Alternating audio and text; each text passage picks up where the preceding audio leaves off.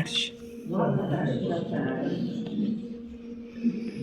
Hoje o tema escolhido foi o poder da oração. A oração, quando ela é sincera, ela não muda apenas a circunstância. Da circunstância da vida, ela transforma aquele que ora. Porque nós temos esse poder de orar, nos é dado, porque no momento que nós ajoelhamos e pedimos com coração, o Pai acolhe a nossa prece. Ele acolhe. Né? E a oração, ela é um diálogo vivo entre a criatura e o Criador. Um momento em que nosso espírito se eleva acima das preocupações terrenas. Vamos buscando a força, o equilíbrio e a inspiração para que a gente possa transitar pelos nossos problemas com fé. Porque o importante é a gente ter fé. Problemas todos nós vamos ter. Porque se nós viemos aqui para esse planeta, é para superar os nossos problemas. É para superar aquilo que nós deixamos de cumprir em uma encarnação passada ou anterior. Mas nós temos, porque nada fica sem resposta, sem cumprir essa dívida, né?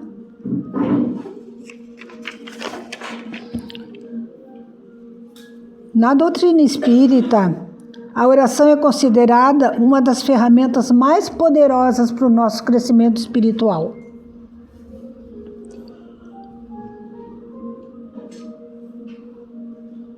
Chico Xavier, ele afirma que ninguém está sozinho, porque muitas vezes nós pensamos assim, eu estou sozinho, eu não tenho ninguém me escuta, meus filhos cresceram, foram embora, casaram, têm a família deles, e eu estou aqui, sozinha, mas ninguém está sozinho. Ninguém. Mesmo quando tudo parece perdido, os espíritos benfeitores trabalham silenciosamente a nosso favor. Só que a gente não vê, a gente não sente, a gente não entende. Nós estamos na correria do dia a dia, nós não temos tempo para sentar e pensar. Eu agradeci hoje pelo meu dia, eu agradeci que eu tenho saúde, eu agradeci que eu posso enxergar, que eu posso caminhar. É que no dia a dia, na correria, nós não temos esse tempo, nós não temos essa visão de agradecer. Porque o que seria o ideal? A gente acordar, rezar, antes de dormir, rezar também, né? Agradecer pelo nosso dia. Nós temos essa oportunidade, quantos não têm? Quantos não têm? Muitas vezes a nossa mente, ela fica tão mergulhada na ansiedade, no medo, na revolta, que nós temos dificuldade de perceber esse amparo. Por quê? Porque o que acontece? Qual é a doença hoje da alma? Já digo da alma, né? É a ansiedade, a depressão. E o que nós fizemos?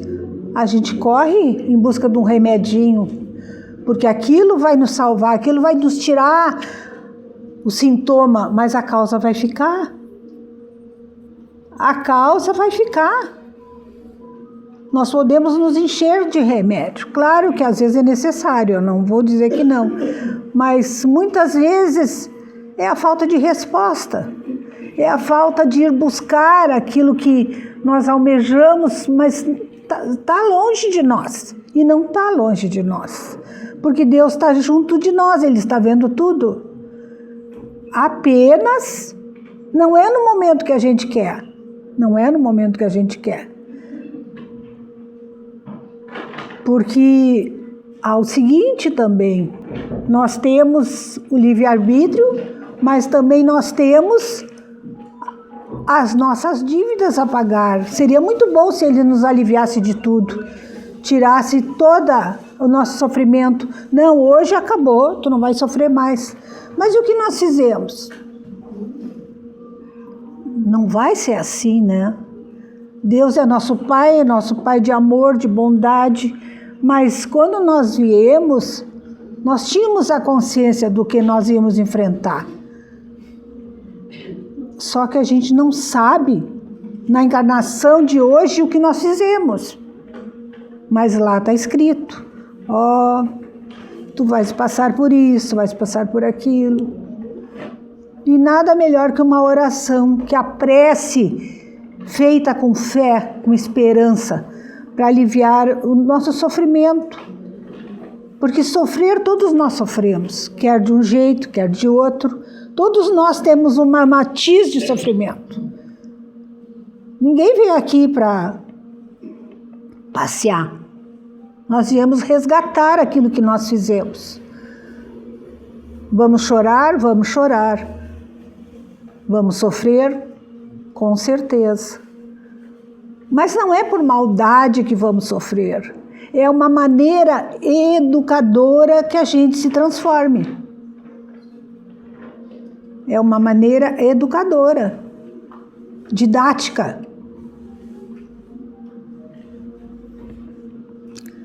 Muitas pessoas procuram Deus apenas quando enfrentam grandes problemas. Mas temos que pensar que as dificuldades são diversas. E nós não temos que procurar só Deus quando nós temos um problema. Aí nós vamos correndo ali rezar, nós vamos correndo fazer nós pegamos um santinho, vamos fazer aquela prece por tantos dias. Não é assim. Deus não faz essa troca conosco. Não faz essa troca conosco. Ele é onipresente, Ele é tudo na nossa existência, mas nós também temos que ver aonde nós erramos, o que nós deixamos de fazer. E se a nossa fé é só assim,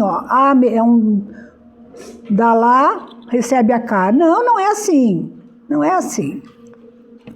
Quantas vezes uma decisão precipitada foi evitada depois de uns minutos de oração? Quantas vezes? Nós dissemos assim, vou contar até 3 e não vou fazer isso. Que bom que não fez, porque podia ser uma catástrofe. Às vezes numa família, numa reunião familiar, numa situação mais delicada, nós soltamos uma palavra e ali é como se fosse uma bomba, né?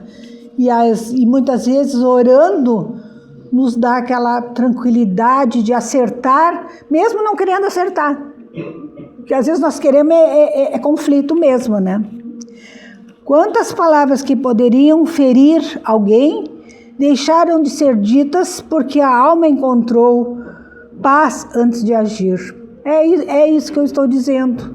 Quantas palavras, se nós pensássemos, não, eu não vou falar isso porque isso vai magoar aquela pessoa. Mas não, a gente tem o intuito, não, eu quero magoar, eu quero incomodar. Então isso aí não é de um bom cristão, isso aí não é de uma pessoa que está procurando ter paz. Na família mesmo.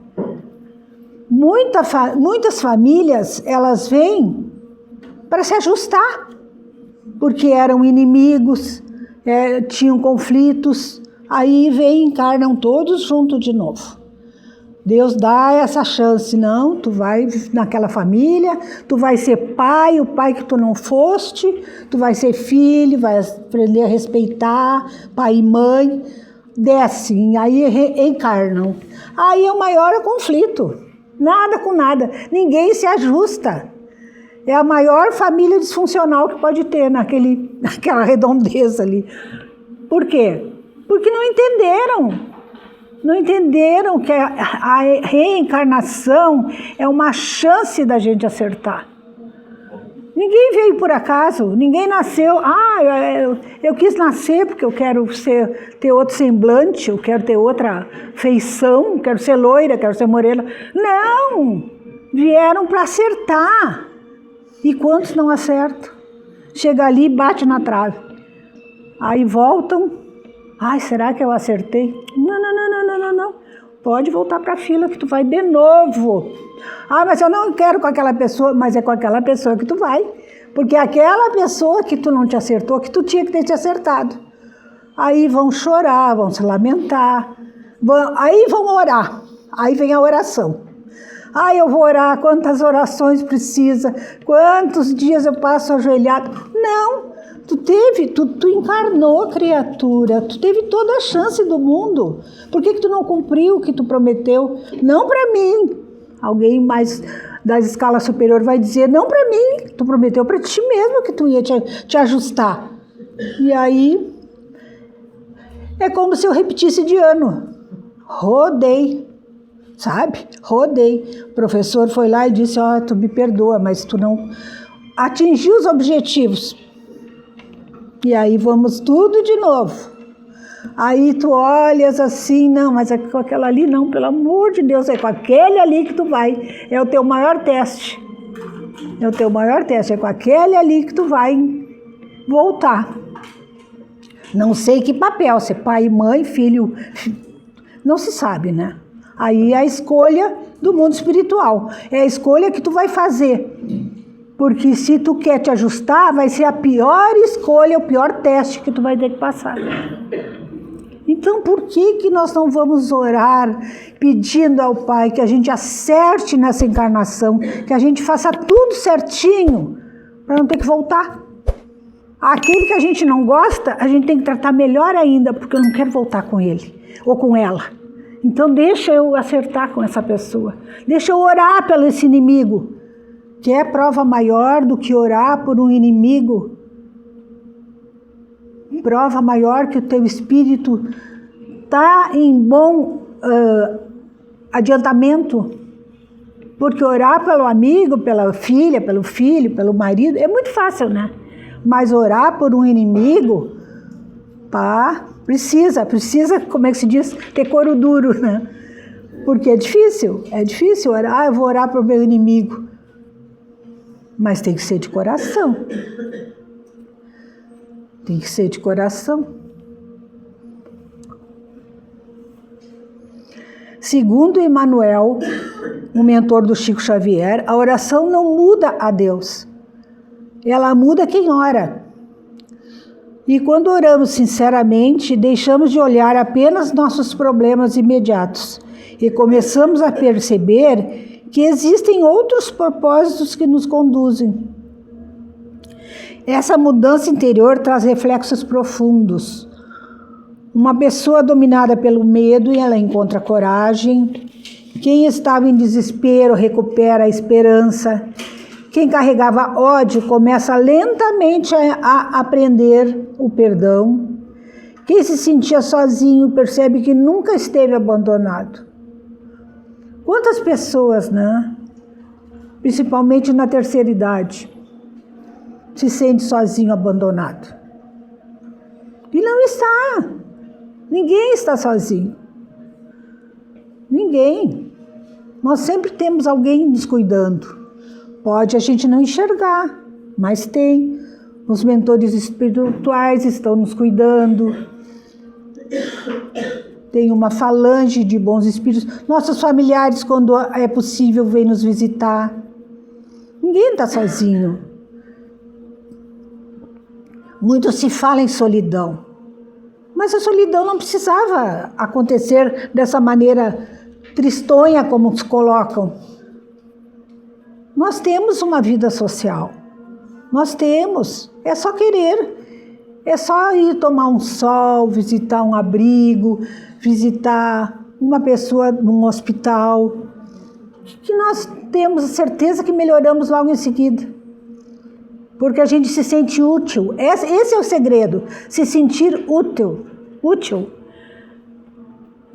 Não ficar no sofá vendo tragédia, a televisão que só dá tragédia. Podemos sair, ajudar alguém, porque sempre tem alguém que precisa de nós, nem que seja um sorriso, uma palavra de afeto. Faz tão bem, né? Faz tão bem. Agora, se a gente se trancar, mas eu oro pelo fulano. Tá, mas muito bom, é muito bom orar, é ótimo. Mas tu sai às vezes para fazer alguma coisa, conversar com alguém, ver que a pessoa está precisando de alguma coisa, tu vai ao auxílio.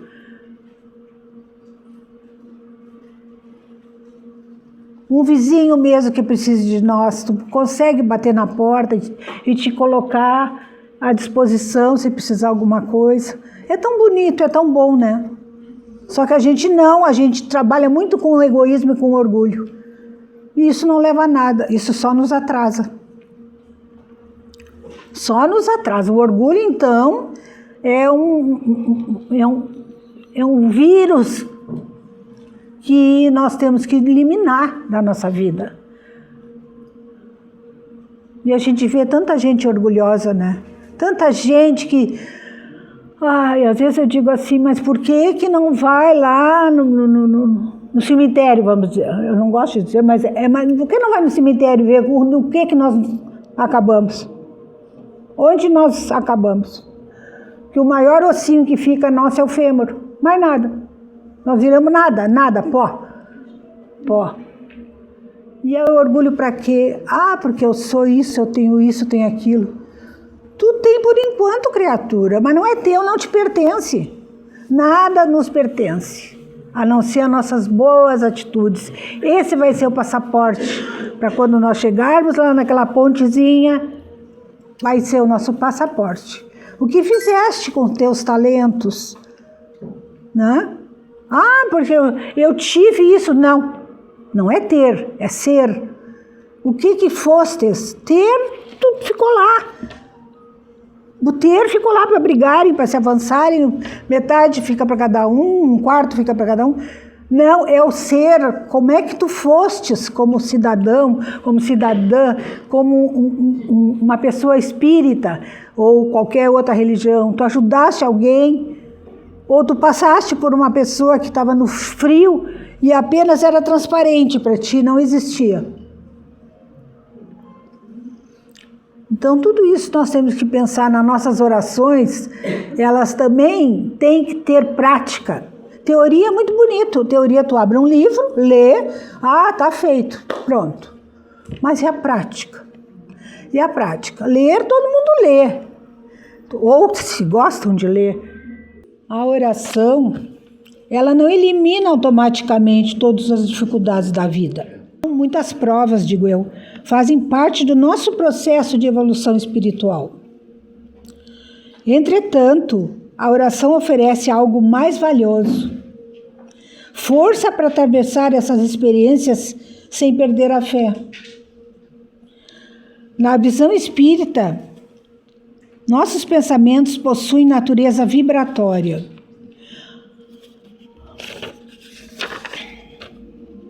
Quando oramos com sinceridade, elevamos nosso padrão mental e criamos condições favoráveis para a aproximação dos bons espíritos.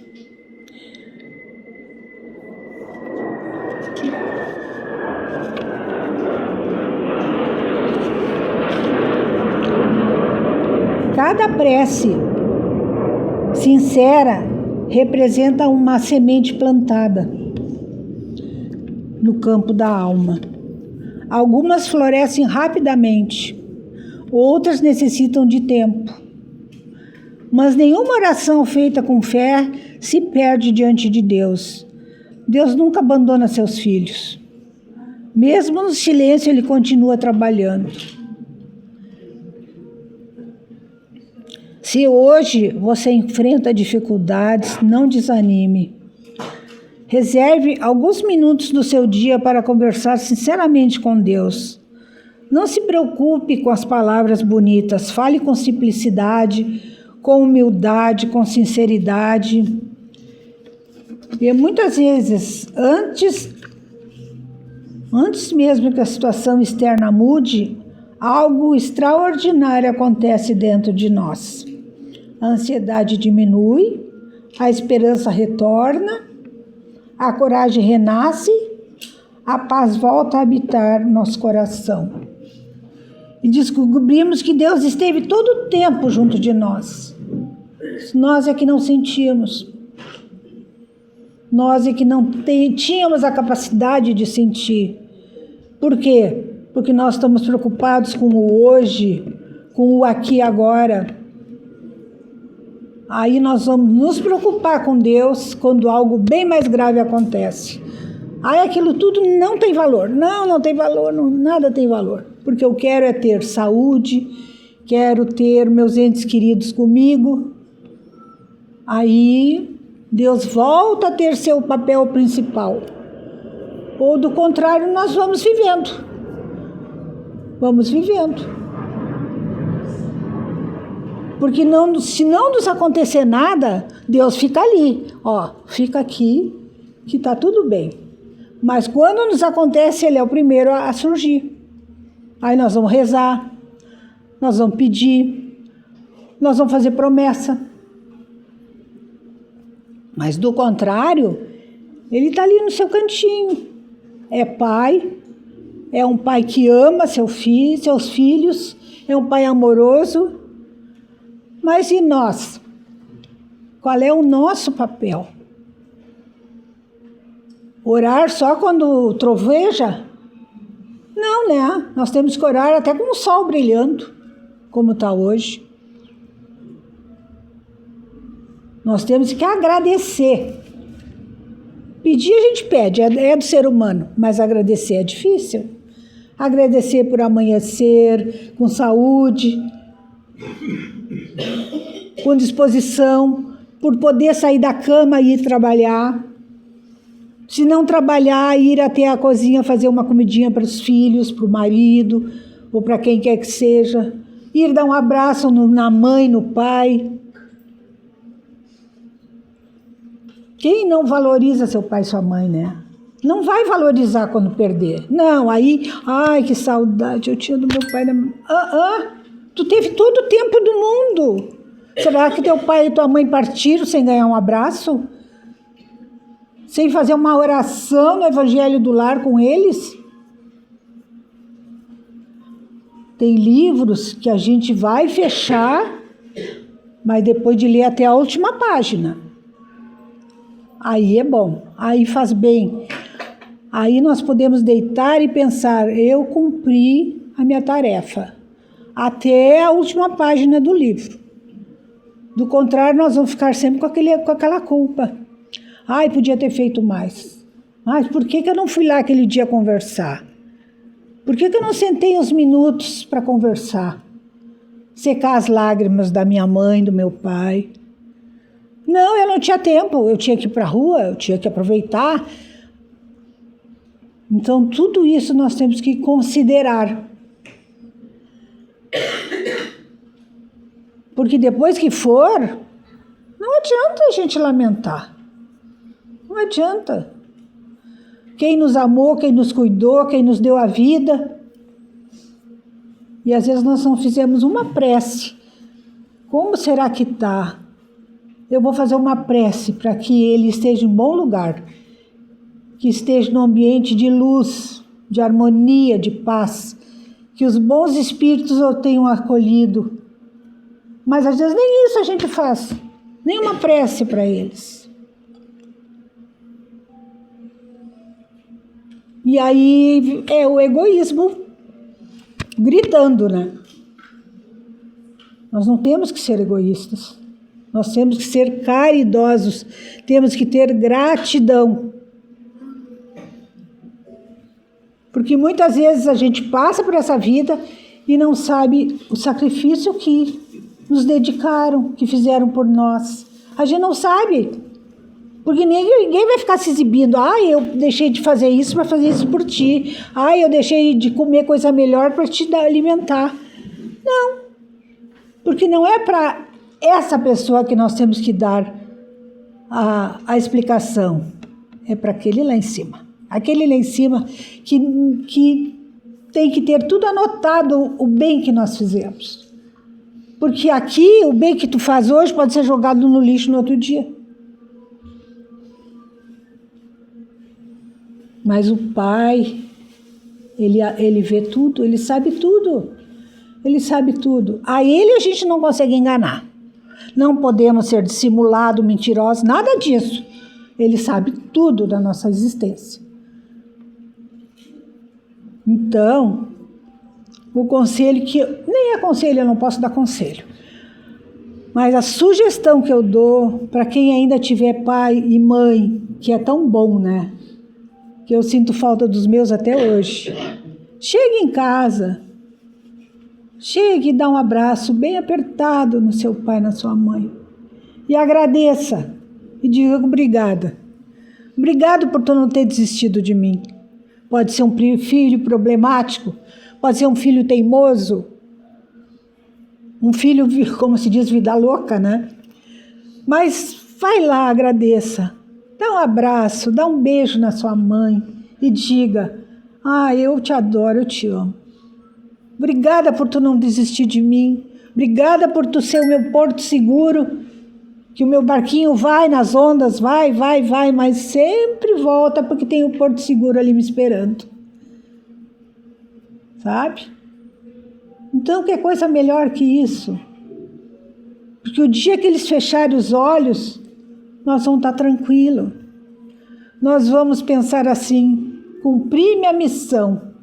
A minha última oração para eles vai ser agora. E eles vão para um bom lugar. É assim que um filho age. Porque pela lei da vida, nós vamos levá-los primeiro até o lugar de destino, né? O contrário é muito doloroso. Ninguém quer perder. Ninguém quer perder.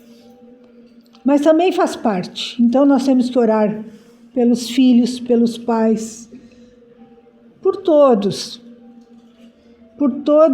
os irmãos que aqui estão nessa terra, nesse planeta, um planeta de expiação, que ainda não deixou de ser de expiação,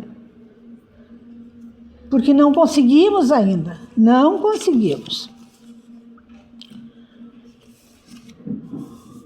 A oração do aflito não funciona como uma solicitação para que Deus suspenda a nossa lei de causa e efeito. Quando oramos, a resposta divina pode não ser a eliminação do problema, mas ela pode vir de outras maneiras. A mudança de uma circunstância, a intervenção benéfica de outras pessoas, a inspiração para encontrar a solução e a força para suportar essa prova. E é isso, nós temos que ter força, porque a prova está aí. Todos os dias nós temos uma prova. Ninguém veio para passear, eu já disse isso outras vezes, ninguém veio para passear, nós viemos para cumprir a nossa prova, o que nós prometemos. E a gente roda na prova, a gente roda, zero. Não conseguimos. E vamos repetir de novo. E tivemos essa oportunidade que tantos querem. Quando a gente lê nos livros e vê as mensagens, a fila diz que aumenta cada vez mais. E aí nós temos essa oportunidade. Aí jogamos fora. Porque nós não temos paciência, nós somos orgulhosos, nós somos egoístas, pensamos só em nós. Aí fizemos tantas bobagens, aí estamos na nossa família, nossos pais começam a envelhecer, já começam a vir uns processos de demência, de Alzheimer. E o que nós fizemos? Aí nós nos reunimos, os irmãos. O que nós vamos fazer? Eu não posso cuidar dele. Eu também não, eu sou muito ocupado. Tem uma clínica, que é muito boa, já ouvi falar. Mas também nós podemos construir duas pecinhas nos fundos e eles podem ficar lá. A gente botar um home care, uma enfermeira, E o idoso ouvindo tudo isso. Aí o que acontece? Quem nos cuidou com todo o amor, dedicação e sacrifício, vai lá para o fundinho da casa. Aí nós queremos ter toda a cerimônia, ter toda a luz quando a gente for embora. Será? Será? Nós vamos ser recebidos pelos anjos com trombetas. Nós temos que pensar, né? E pensar muito nas nossas atitudes.